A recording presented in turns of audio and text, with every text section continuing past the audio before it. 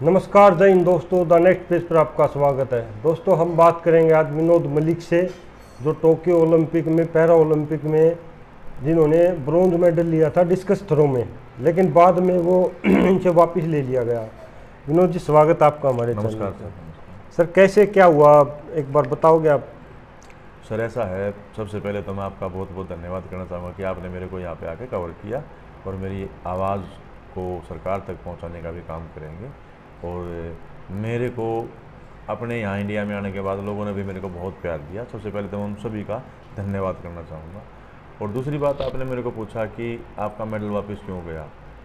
Sir, जिस time मैं यहाँ से क्वालिफाई होकर गया हूँ, मेरी उस टाइम F52 कैटेगरी थी और ये कैटेगरी मुझे आज से नहीं, सन 2019 में पेरिस में मिली थी मेरे को। अच्छा जी। उसके बाद मैंने वर्ल्ड चैम्पियनशिप भी खेला इसमें। उसके बाद वर्ल्ड चैम्पियनशिप दुबई में मेरे को कोटा आया था भारत के लिए। और 2021 में फिर मैंने इसी में दुबई में फिर ग्रांड फिक्स फाजा भी खेला है। और दूसरी चीज़ ये है कि इसी में मैंने ट्रायल भी दिया है ओलंपिक के लिए। और इसी में बेंगलोर में मेरे को गोल्ड मेडल आया था चैम्पियनशिप में 2021 में। तो ऐसा नहीं है कि कोई भी अपनी तरफ से मैं खुद बना के चला गया या मैं अपनी तरफ से जाके खेल लिया, ऐसा नहीं है। सेलेक्टेड होके गया था और वहाँ पे सेलेक्टेड होके ही खेला हूँ मैं।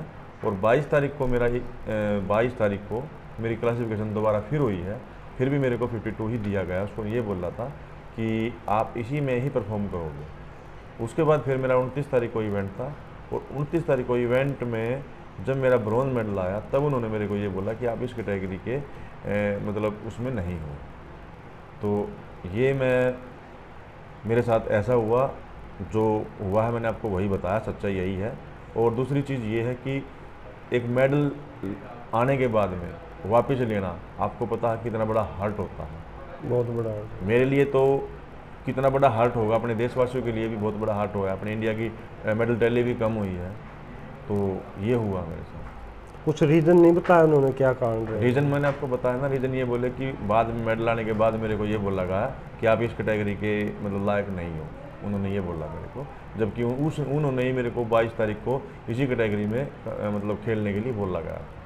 तो आपकी सरकार से, हरियाणा सरकार से कुछ बात हुई है इस बारे में? क्योंकि आपने तो वहाँ से मेडल जीत लिया था। जी सर, हरियाणा सरकार से सर मेरी बात हुई है आने के बाद में। मैं यहाँ पे पहुँचा हूँ क्या मतलब 31 तारीख को। और 1 तारीख को मेरे से मतलब संदीप जी का मेरे से कांटेक्ट हुआ था। अपने जो माननीय खेल मंत्री जी हैं उनसे मेरी बातचीत हुई थी। तो उन्होंने भी मेरे को यही आश्वासन दिया था कि कोई बात नहीं, मैं भी एक खिलाड़ी हूँ और आप चिंता मत करो, हम आपको अच्छा करेंगे। और आप मेरे को मिलने के लिए समय मांगा गया था, लेकिन वो समय थोड़ा सा आगे पीछे हो गया। 6 तारीख को बताया गया था उन्होंने, बट अब वो देखते हैं 2 दिन में, 1 दिन में मेरे को बुलाएंगे जब भी। तो उन्होंने कहा कि मैं सीएम साहब से ऑलरेडी बात की है आपकी और आपका पॉजिटिव ही होएगा। उन्होंने मेरे को यही एक आश्वासन दिया है। और पंकज नैन जी हमारे जो डायरेक्टर साहब हैं, उन्होंने भी मेरे को फ़ोन से बात हुई है।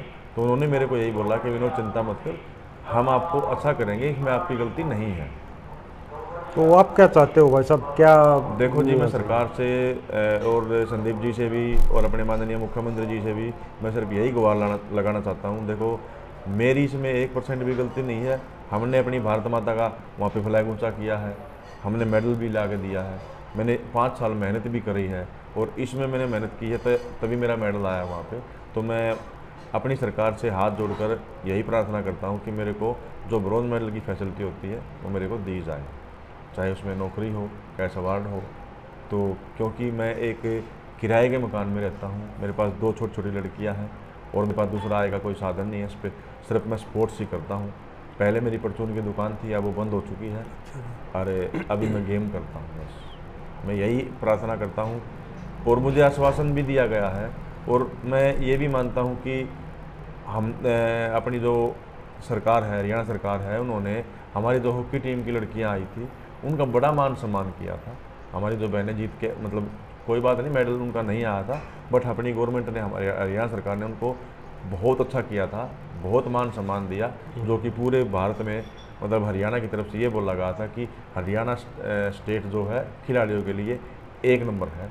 तो मैं भी आशा करता हूँ कि मेरे को भी वो इतना मान सम्मान देंगे। और मुझे पूर्ण विश्वास है कि अपने जो माननीय मुख्यमंत्री जी हैं और आदरणीय खेल मंत्री जी हैं, मेरे को पूरा पूरा सम्मान देंगे, इसकी मैं कामना भी करता हूँ और आशा भी करता हूँ।